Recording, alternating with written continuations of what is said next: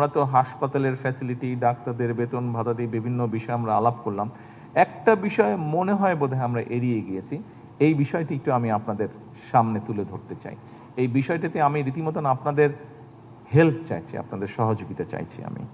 সেটা কি?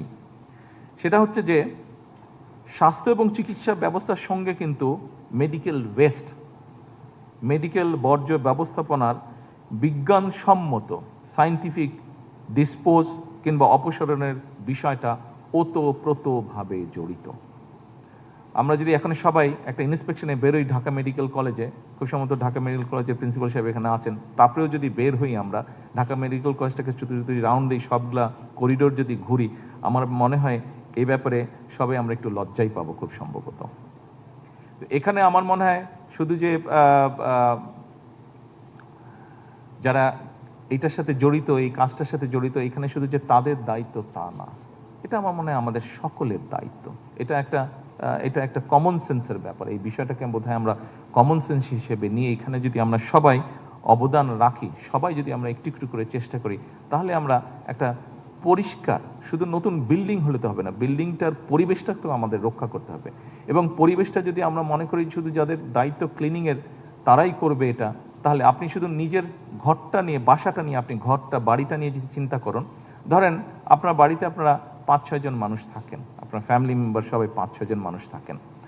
আপনার একার দায়িত্ব হচ্ছে, আমরা একটা ঘটনা আমরা চিন্তা করি বিষয়টা কীভাবে, আপনার একার দায়িত্ব হচ্ছে যে আপনি পুরো বাড়িটা, প্রত্যেকটা রুম বাথরুম সব পরিষ্কার করবেন, আর সবার দায়িত্ব হচ্ছে যে ময়লা করা।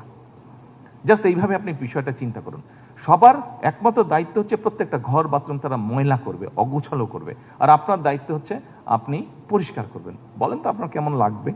আর ইজ ইট পসিবল হিউম্যানলি 5-7 জন মানুষ মিলে ময়লা করবে, একজন মানুষ মিলে সারাদিন শুধু পরিষ্কার করবে? এটা সম্ভব? তো ঠিক হসপিটালের বিষয়টা এরকম।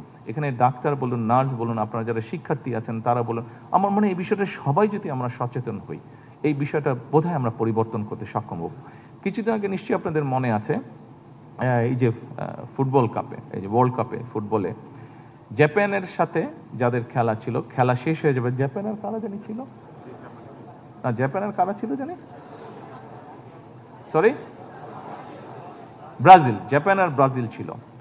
তো স্বাভাবিকভাবে স্টেডিয়াম 2 ভাগ হয়ে বসছে, জাপানের দর্শক সাপোর্টাররা একদিকে বসছে, ব্রাজিলের একদিকে বসছে। খেলা শেষ হয়ে যাওয়ার পরে যে জিনিসটা কেউ করেনি, জাপানিজরা সেই জিনিসটা করেছে। কি হয়েছে, তারা যেখানে ছিল তারা স্বাভাবিক এতক্ষণ ধরে খেলা দেখছে, খাওয়া দাওয়া সব কিছু হচ্ছে, জাপানিজ দর্শকরা যাবার সময় প্রত্যেকে বিন ব্যাগ করে, গ্রুপে গ্রুপে বিন ব্যাগ করে সব ময়লাটা সাথে করে গুছিয়ে তারা নিয়ে চলে গিয়েছে। এই ঘটনাটি এইবার আপনারা হয়তো দেখেছেন, কিন্তু এই ঘটনা আমি আগেও দেখেছি, গতবারও আমি দেখেছি, বিভিন্ন জায়গায় দেখেছি, আমি নিজের চোখে দেখেছি একবার লন্ডনে, এটা নিজের চোখে দেখেছি। আমি একটা খেলা দেখতে গেছিলাম, সেখানে জাপানিজরা ছিল, আমেরিকান ফুটবল, জাপানিজ আর আমেরিকা খেলছিল ওখানে, সেখানে আমি দেখেছি ওটা খেলাটা জাপানিজরা সুন্দর পরিষ্কার। ওখানে তো জাপানিজ সরকার তো বলে দেয়নি তাদেরকে এই তোমাদেরকে এটা করতে হবে। ওখানে তো জাপানের পক্ষ থেকে কোনো সিটি কর্পোরেশনের কেউ ছিল না যে পরিষ্কার করতে হবে, তারা নিজেরাই করেছে। ওখানে তো কোনো তাদের মাথার উপর কোনো পুলিশ ছিল না, আইন ছিল না, কিছু ছিল না, নিজেদের সেন্স থেকে করেছে এটা। আমরা কেন পারবো না?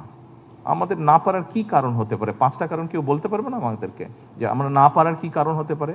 ওদেরও 2টা হাত, আমাদেরও 2টা হাত, ওদেরও 2টা পা, আমাদেরও 2টা পা, ওরাও পচা গন্ধ পেলে নাক দিয়ে শুনে, আমরাও পচা গন্ধ পেলে নাক দিয়ে শুনে, ওরাও ময়লাটাকে ময়লা দেখছে, আমরাও ময়লাটাকে ময়লা দেখছে।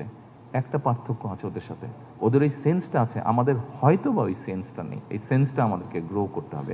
এই সহযোগিতাটা আমি আপনাদের সকলের কাছে চাই। এখানে যারা উপরে স্টুডেন্টরা বসে আছেন, ডাক্তাররা বসে আছেন, ঘরে যারা বসে আছেন, প্রত্যেকের কাছে, আপনাদের কাছে এই সহযোগিতা যে আসুন না আমাদের হাসপাতালগুলোকে আমরা একটু ক্লিন রাখার চেষ্টা করি, একটু ক্লিন করি আমরা।